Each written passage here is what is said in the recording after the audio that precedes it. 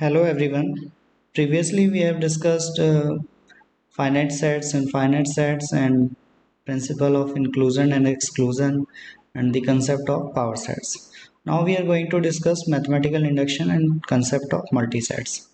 So according to the principle of mathematical induction first, let capital P be a proposition defined on the positive integers capital N. So P is a proposition, so proposition is either true or false.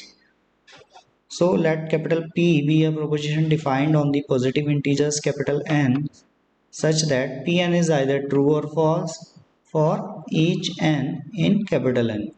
Suppose P has the following two properties. First is P1 is true for n equals to 1, P1 is true, and second is for Pn plus 1 is true whenever Pn is true.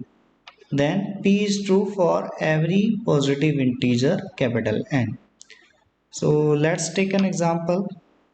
Let capital P be the proposition that the sum of the first n odd numbers is n square. That is, the sum of first n odd numbers is Pn such that 1 plus 3 plus 5 equals to n square.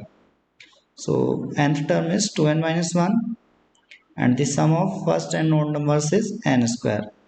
So we observe that Pn is true for n equals to 1, that is P1 equals to 1 would be 1 square, which is 1. Assuming Pn is true, we add 2n plus 1 to the both sides of Pn because we are adding 2n plus 1 because nth odd number is 2n minus 1, so n plus 1 odd number would be 2n plus 1. So we are taking it for n plus 1, so we are adding 2n plus 1 to the both sides of Pn. So when we are adding 2 plus 1, so this is equals to RHS would be n square plus 2n plus 1, and which is n square plus 2n plus 1 is n plus 1 ka whole square, so which is Pn plus 1. So that means that is Pn plus 1 is true whenever Pn is true. So by the principle of mathematical induction, P is true for all small n. There is another principle of mathematical induction which is also called strong form of mathematical induction. So according to which let capital P be a proposition defined on the positive integers n such that P1 is true and Pn is true whenever Pk is true for all k lies between 1 and n. Then P is true for every positive integer. There is also a condition. Sometimes we want to prove that a proposition P is true for the set of integers like a plus 1 and a plus 2. So where a is any integer, possibly 0. So this can be done by replacing first condition P1 is true by a in either of the principles of mathematical induction. So either principle of mathematical induction 1 or either principle of mathematical induction 2, that is a strong form of mathematical induction. So let's take an example. We have the question, use a strong form of mathematical induction to prove that every natural number greater than equals to 2, every natural number n greater than equals to 2 is either prime or product of primes. So we have to take induction basis. So we are taking here 2 as a induction basis number. So P2 induction basis is 2 because 2 is a prime number, and Pn induction hypothesis, let us assume that the statement is true for any natural number I, and I lies between 2 and n. So any number, for any number this statement is true which lies between 2 and n. Now for natural numbers n plus 1, there are two possibilities that either n plus 1 is prime or n plus 1 is not prime. So if n plus 1 is prime, then this statement is true. If n plus 1 is not prime, then n plus 1 can be factored as n plus 1 equals to a cross p. So where a and b are natural numbers satisfying the condition, which is this, so a and b would be lies between 2 and n. So by induction hypothesis, each of a and b is either prime or product of primes. Thus n plus 1 is product of primes as required, because a and b are natural numbers. So by strong principle of induction, we prove that every n greater than equals to 2 is either prime or product of primes. We have the concept of multisets. So multiset is an unordered collection of elements where an element can occur as a member of more than once. So element can occur as a member more than once. So hence multiset is a set in which elements are not necessarily distinct. So may or may not be distinct. So example here, one is not a distinct because it comes 3 times, 2 comes 2 times, and 3 comes 1 times. So x, y, z are distinct elements. It is also a multiset, and empty set is also a multiset.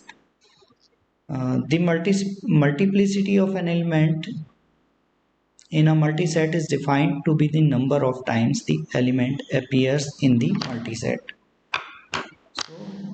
For example, a multiset here triple one, double two, three. So the multiplicity of 1 is 3, multiplicity of 2 is 2, and multiplicity of 3 is 1. So multiset can be represented as 1 has the 3 multiplicity, so 3.1, comma 2 has the 2 multiplicity, so multiplicity comes first, so 2.2, and 3 has 1 multiplicity, so 1.3. Let capital A and B are multisets as given here, 3A, 2B, 1C, and B is 2A, 3B, 4D. Then we have to find out A union B. So A union B would be,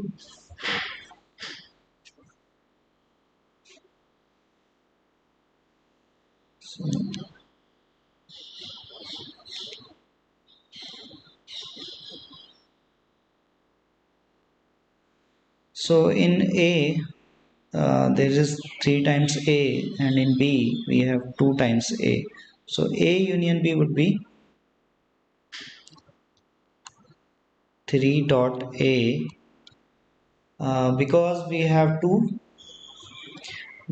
take uh, the maximum multiplicity of an element. So A set have 3 multiplicity of A, and B have 2 multiplicity of A. So we have to take the maximum multiplicity of element in A union B. So here would be 3 dot B, and so C occurs 1 time, and 4D. Next is A intersection B. So we have to take an element which have the minimum multiplicity from the sets A and B. So 3A and 2A. So minimum is 2A, 2 dot A, then 2B and 3B. This is 2 dot B and 1 dot C. So 1C and 4D. These are not common elements. A minus B. So A minus B would be 3A minus 2A. So this is 1 dot A and 2B and 3B. So this would be 0 multiplicity, because 2 minus 3 there is negative multiplicity. So we are not taking B. 1 dot C and So this is enough. So b minus a would be 2a minus 3a, so negative multiplicity, then 3b minus 2b, so this is 1 dot b, and for d, so a plus b would be